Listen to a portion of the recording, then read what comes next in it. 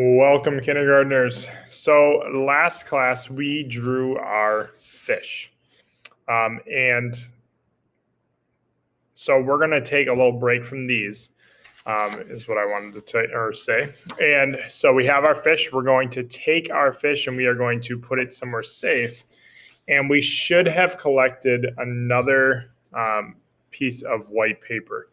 So when you came for pickup, you should have had two pieces of paper and then your watercolors. I am unsure if you guys have brushes that you also picked up. I've put out so much stuff in that entryway for different grade levels that I can't remember if I wanted you to use the brushes that are inside or if I had some. If I had some out for you to pick up, please use those. They will make your life a lot easier. If you didn't pick up a brush and you only have these, it's going to make your life a lot harder doing this whole piece of paper. So if there's something else that you have or a different brush that you have, please use it if it's bigger. All right. So today we are going to be painting the water. All right. And we're going to use blue paint. And this is kind of an introduction to watercolor and kind of how to hold it as far as the brush goes, how to properly use the watercolor paints, and then what direction and how we paint. Do we go in circles? Do we go up and down and then side to side and all sorts of different directions, or do we go horizontal? And so we'll talk about that. But basically, by the end of this week, this whole piece of paper will be blue. And it can be light blues and dark blues. That's all okay. So first of all is how do we hold onto the brush? So we have a brush with a wood handle, and we have the actual brush itself, and then metal. I always tell my kindergartners, think of it as a pencil. So hold it like a pencil, but back it up a little bit, and you want to hold right about where the metal and the wood handle touch. Okay. Now there might be times, especially like when you're going into a cup for water, that you're going to back your hands up a little bit. But when you're painting, for the most part, you're going to want to get closer to the brush than you are going to be all the way back here. Okay. The next thing that you need to know is we need a water cup. And I have a really tall cup here. It's actually better if you use a shorter, wider cup. And I like plastic just because I think it's easier to use. You don't have to worry about it tipping over and breaking. But you can use a ceramic mug. These paints are all safe, so they wash out pretty easy as well. But talk to an adult if you need a water cup. Then the paints. Today we are only using blue, and blue is in between the green and the purple. So we're just going to use this color. And you'll notice when I start that I do what's called activating. And so I'll get water, and then I'm going to do these ovals. And that's really important to kind of get the water mixing with the paint. And that water will become very blue, and that will absorb into your brush, and your brush will start to look blue. Okay. I have my paper turned the horizontal way. One reason is because it works better for this video, but also this is the way that our fish is going to go on here as well. And so I'm going to be painting horizontal and going from side to side. Okay. That means I'm not going to be painting up and down. That means I'm not going to be painting in a circle. I am going to be going from the top, back and forth, down all the way to the bottom. Okay. What a lot of us will do is we'll just paint kind of the middle, and we won't get all the way out to the sides. And it's really important that we get all the way out to the side in the corners. So to start, I go in. This is that activating part. So I get my brush wet, and all I'm going to do is do a bunch of ovals. Okay, trying to keep all that paint in that little blue oval paint section. I don't want it to touch the purple or the green. And once I notice that my brush is really saturated, meaning it's starting to turn a bluish color, which again, I don't think the camera can pick up. You'll see though, there you go, it's right on my hand. I'm gonna go somewhere up towards the top and I am going to now paint, okay? So what's really nice if you did it right is you should have a nice dark blue and you should have enough probably to get all the way across from one side of your paper all the way to the next. Okay. Now you'll notice that there's going to be some thicker, or not thicker, but puddles of blue paint, and you can kind of pick those up with your brush. As you work with your brush, you'll notice that it starts to do something called kind of dry brushing. Sometimes your brush will even kind of get a little mad looking.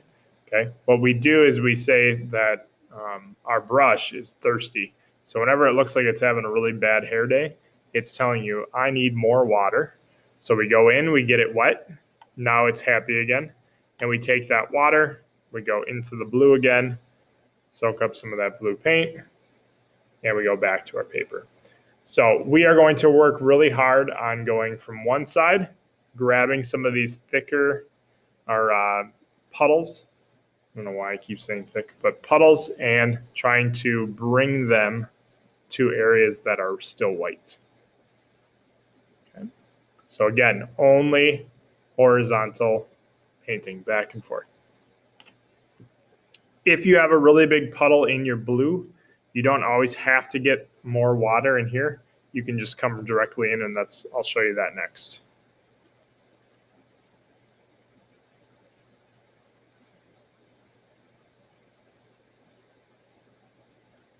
Okay.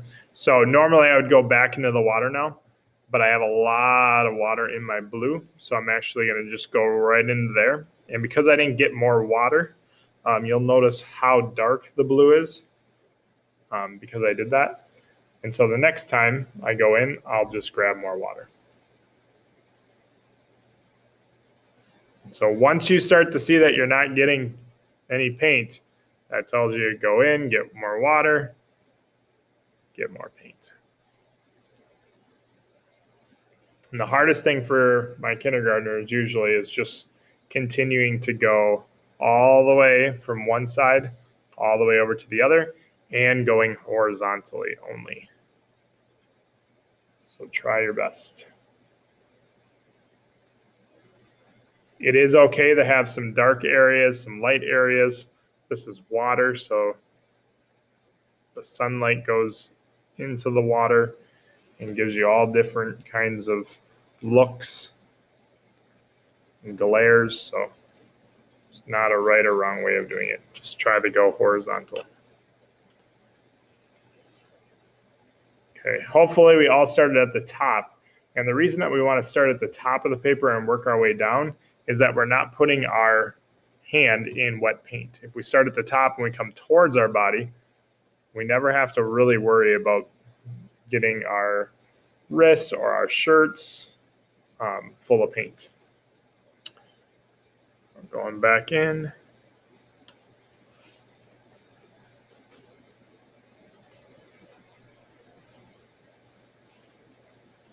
I am almost done.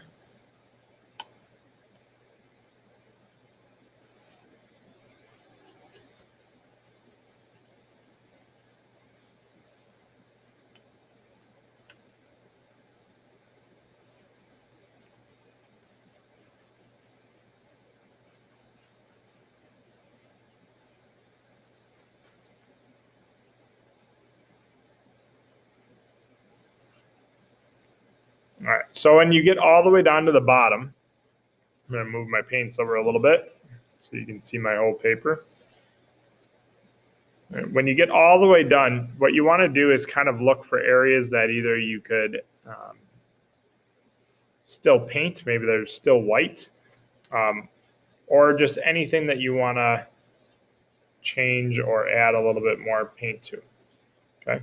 You want to check, did I go all the way to the edge? Did I go all the way to the corners? Okay. Did I get everything on my white paper blue? And if you did that, then what I would say at school, we have to pick it up and we take it over to the drying rack. But if you're at home and you are working on a place that's safe to let it sit, then you can just leave it dry. And if it gets kind of all wrinkly, once it's dry, you can put something over the top of it, some heavy books, and it'll flatten it out.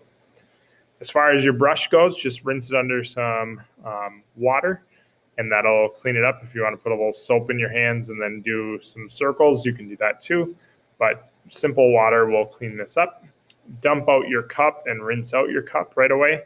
And then I always leave my watercolor tray open.